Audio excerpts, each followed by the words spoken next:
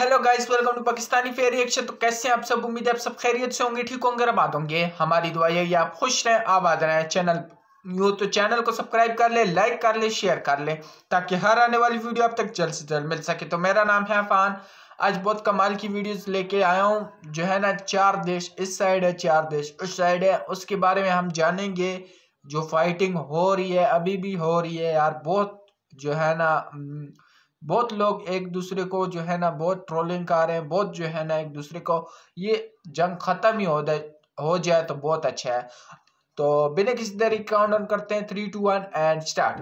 दोस्तों, वैसे तो फिलिस्तीनियों के साथ जारी इजराइल के कन्फ्लिक्ट के चलते दुनिया के अधिकतर इस्लामिक देशों में इजराइल के प्रति नेगेटिव सेंटीमेंट देखने को मिलता है।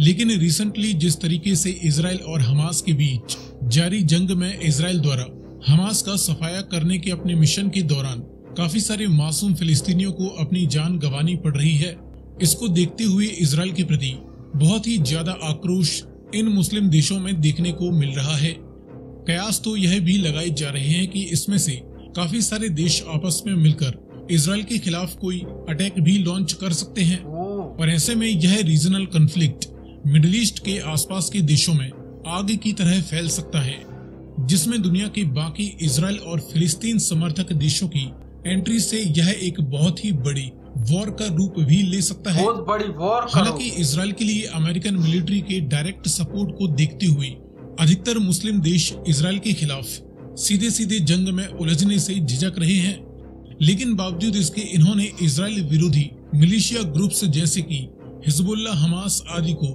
अपना सीक्रेट सपोर्ट दे रखा है, जिसका रिजल्ट इन ग्रुप्स के द्वारा न सिर्फ इजराइल पर अटैक के रूप में देखने को मिल रहा है, बल्कि अब तो सीरिया, इराक, यमन आदि में मौजूद अमेरिकन मिलिट्री के सैन्य बेसिस पर भी इन ग्रुप्स के माध्यम से अटैक किए जाने लगे हैं। और जैसे जैसे इजराइल द्वारा गाजा में अपनी मिलिट्री ऑफेंसिव को और भी ज्यादा तेजी के साथ आगे बढ़ाया जाएगा, वैसे वैसे इन इस्लामिक देशों में एंटी इजरायली सेंटीमेंट और भी ज्यादा बढ़ता जाएगा, जो कि इन देशों को एक ही पाले में लाकर खड़ा कर देगा। इस वीडियो में हम इस समय दुनिया में सबसे ज्यादा कट्टर इजराइल विरोधी अप्रोच रखने वाली मुस्लिम देशों की जानकारी देखने वाले हैं, जो कि आज भी इजराइल को एक लेजिटिमेट देश के तौर पर रिकॉग्नाइज नहीं करते हैं। साथ ही इजरायली पासपोर्ट, यहाँ तक कि रिसेंटली इजराइल को विजिट करने वाले व्यक्ति को भी अपने देश में एंट्री अलाउ नहीं करते हैं। लेकिन इन देशों की जानकारी देखने से पहले आपके लिए एक सवाल, इनमें से कौन सा देश इजराइल के साथ डायरेक्ट बॉर्डर शेयर नहीं करता है? लेबनान, जॉर्डन, इराक या इजिप्ट? यदि आपको इसका जवाब मालूम है तो कमेंट में लिखकर बताएं। साथ ही जानकारी पसंद आए तो वीडियो को लाइक एंड शेयर करते हुए चैनल को सब्सक्राइब करना बिल्कुल यार, इस बहुत कमाल की वीडियोस बनाते हैं। इसमें सबसे पहला नाम आता है ईरान का, जो कि इस समय इजराइल का सबसे ज्यादा कट्टर विरोधी देश है। ईरान तो इजराइल को एक देश के तौर पर एक्सेप्ट ही नहीं करता है, ये अक्सर इजराइल को पूरी तरह से तबाह करने की धमकियां तक जारी करते रहते हैं। और इनके न्यूक्लियर वेपन बनाने का एकमात्र फोकस इस रीजन में इजराइल के खात्मे पर ही होता है। इसलिए इजराइल भी इनके परमाणु हथियार निर्माण प्रोग्राम को डिस्ट्रॉय करने के लिए हर मुमकिन कोशिश करता रहता है, जिसमें अमेरिका भी उसका साथ देता है।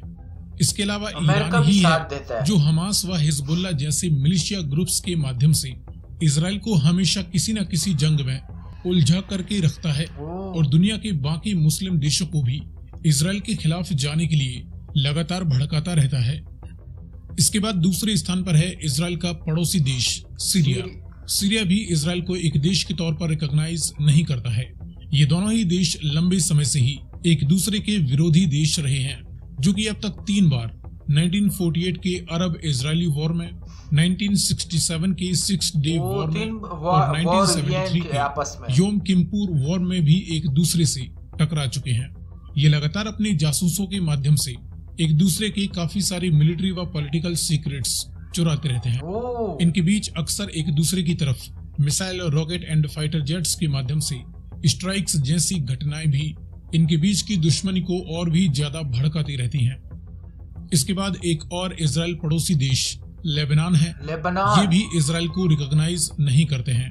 1948 के अरब इजराइल वॉर में लेबनान इजराइल के खिलाफ खड़ा था लेकिन इसके बाद लंबे समय तक लेबनान और इजराइल के बीच कोई बड़ा गतिरोध देखने को नहीं मिला। हालांकि जब से लेबनान में ईरान समर्थित हिजबुल्लाह का कंट्रोल बढ़ा है, तब से इजराइल और लेबनान फिर से एक दूसरे के कट्टर विरोधी हो चुके हैं और इस समय इजराइल को सबसे ज्यादा और सबसे बड़ा डायरेक्ट मिलिट्री थ्रेट लेबनान की तरफ से हिजबुल्लाह से ही मिलता है।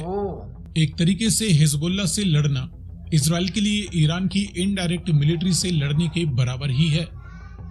इसके बाद चौथे स्थान पर है इराक। यह भी इजराइल को एक लेजिटिमेट स्टेट के तौर पर रिकॉग्नाइज नहीं करता है। इराक भी अरब इजरायली वॉर और 6 डे वॉर के दौरान इजराइल के खिलाफ जंग लड़ चुका है। अमेरिका के इराकी फ्रीडम ऑपरेशन के दौरान इजराइल ने अमेरिका की जमकर मदद की थी। 1981 के दौरान भी इजराइल ने इराक के संभावित न्यूक्लियर पावर प्लांट्स को बॉम्बिंग करते हुए तबाह कर दिया था। इराक भी इस समय अरब लीग इजराइल बायकॉट का सबसे कट्टर सपोर्टर देश है।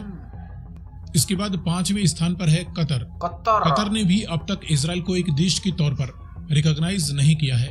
फिर भी दोनों देशों के बीच 1996 से ट्रेड और डिप्लोमेटिक रिलेशंस रहे हैं, लेकिन फिर 2008-9 के इजराइल गाजा कन्फ्लिक्ट के बाद से ही इनके बीच रिलेशंस दुश्मनी भरे रहे हैं।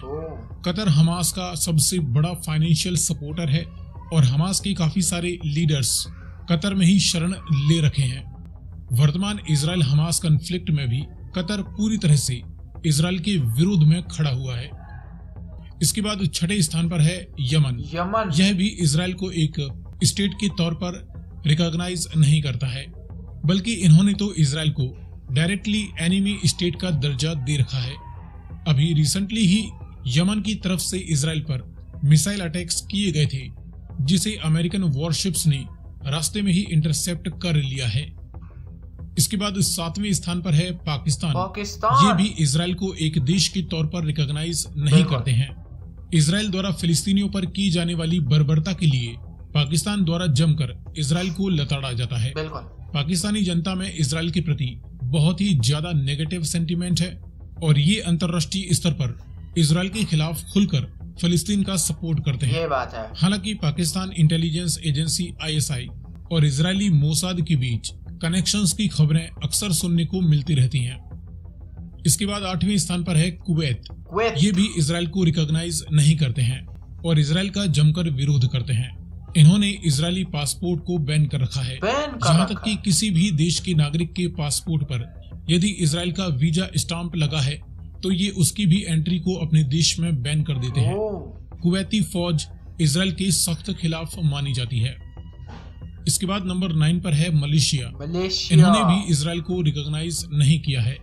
साथ ही ये इजराइल के प्रति काफी ज्यादा दुश्मनी भरे रिलेशंस रखते हैं और खुलकर इजराइल का विरोध करते हैं और अंतर्राष्ट्रीय स्तर पर फिलिस्तीनियों के लिए इजराइल के खिलाफ खड़े हैं। इसके बाद नंबर 10 पर है अल्जीरिया। यह भी इजराइल को रिकॉग्नाइज नहीं करते हैं और ये अरब लीग बाइकॉट ऑफ इजराइल के सदस्य हैं।